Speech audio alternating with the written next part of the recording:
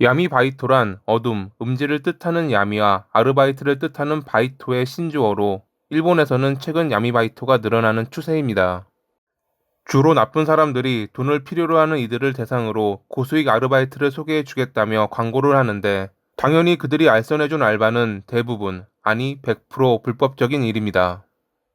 이런 걸 왜 하냐고 하시는 분들도 계시겠지만, 돈 때문에 혹은 호기심에 알아봤다가 약점을 잡히거나 위협을 받아 억지로 하는 경우도 있습니다. 그리고 그 중에는 돌이킬 수 없는 범죄에 휘말리는 사람도 있습니다. 22세의 타카라다 마츠키라는 남성이 그러했습니다.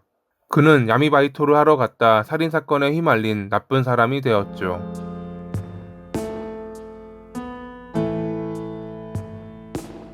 2024년 10월 16일, 일본 가나가와 요코하마의 경찰서로 이웃집 창문이 깨져 있다는 신고 전화가 걸려왔습니다. 잠시 뒤 출동한 경찰은 안에서 아무런 응답이 없자 안으로 들어갔고, 방에서 사망해 있는 75세의 집주인 고토를 발견했습니다. 그의 죽음은 자연사가 아니었습니다. 손발이 묶여 있었고 전신에 타박상이 있었으니깐요. 확인 결과 사인은 전신 타박에 의한 실혈사였다고 합니다. 집 내부에는 여러 명이 신발을 신은 채 침입한 흔적이 남아 있었고, 20만 엔의 현금과 목걸이 등 총 30만 엔 정도의 물품을 도둑맞았습니다. 그런데 생각보다 범인들은 허술했습니다. 근처 보안 카메라에 그들이 사용한 차량이 그대로 찍혀 있었거든요. 심지어 차량은 대포차도 아니었습니다. 이를 토대로 경찰은 차의 주인인 마츠키에게 도달할 수 있었죠. 그렇게 3일 만에 체포된 그는 모든 범행을 자백했습니다. 그의 주장에 따르면 돈이 필요해 알바를 찾던 중 SNS에 올라와 있는 화이트 건이라는 글에 지원했다고 합니다. 그런데 그것이 처음 말씀드린 야미바이토였고, 이런 일인 줄 모르고 알바에 지원했다고 진술했습니다. 보안이 강한 통신 앱으로 연락을 해온 고용주 A는 자기가 봐둔 집이 있으니 안에 들어가 물건을 훔쳐오라고 지시했습니다. 이미 이름과 본가 주소 등 개인 정보를 알려준 상태였기에 마츠키는 가족에게 해가 갈 수 있다고 생각해 거절하지 못했다고 주장했습니다.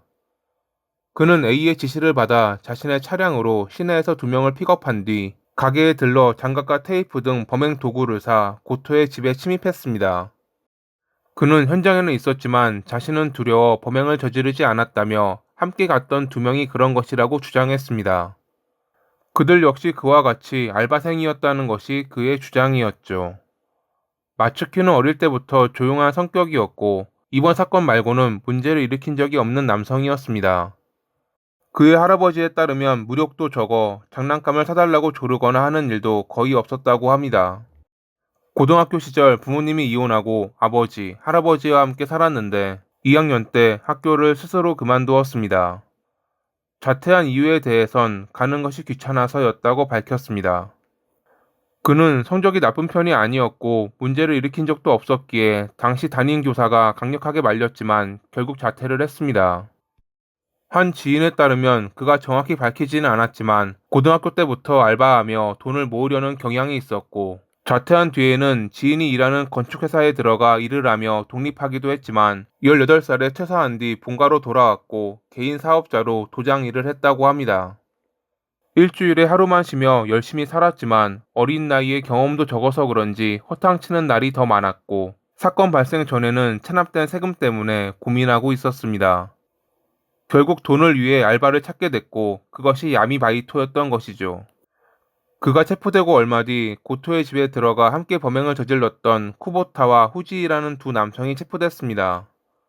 그리고 그들에게 현금을 회수했던 호사카와 키미토라는 운반책 2명도 체포됐죠. 일단 고토의 집에 들어갔던 마츠키와 쿠보타, 후지이는 나 말고 다른 2명이 그를 공격했다라며 서로 상반된 주장을 하고 있습니다. 모든 범행을 계획하고 그들을 고용했던 고용주 A는 아직 체포되지 않았는데, 보안이 강한 통신 앱을 사용했기에 추적에는 어려움이 있을 것으로 보입니다. 야미바이토는 쉽게 돈을 벌 수 있다는 유혹에 넘어가 범죄에 가담하게 됩니다. 실제로 많은 이들이 생활고나 호기심, 고액을 번다는 말에 속아 이 범죄의 구조에 발을 들이게 되죠. 하지만 이런 구조적 유혹이 범죄를 정당화할 수는 없습니다. 돈을 위해 타인의 것을 빼앗는 선택은 어떤 이유로도 용납할 수 없고, 그게 살인과 연결된다면 더욱 그렇지요. 위협받았다는 마츠키의 주장이 사실일지 몰라도 그 역시 책임을 피할 수는 없을 것입니다. 하루빨리 진실이 밝혀지고 나쁜 사람이 죗값을 치르길 바라며 이만 마칩니다. 오늘도 시청해 주셔서 감사합니다.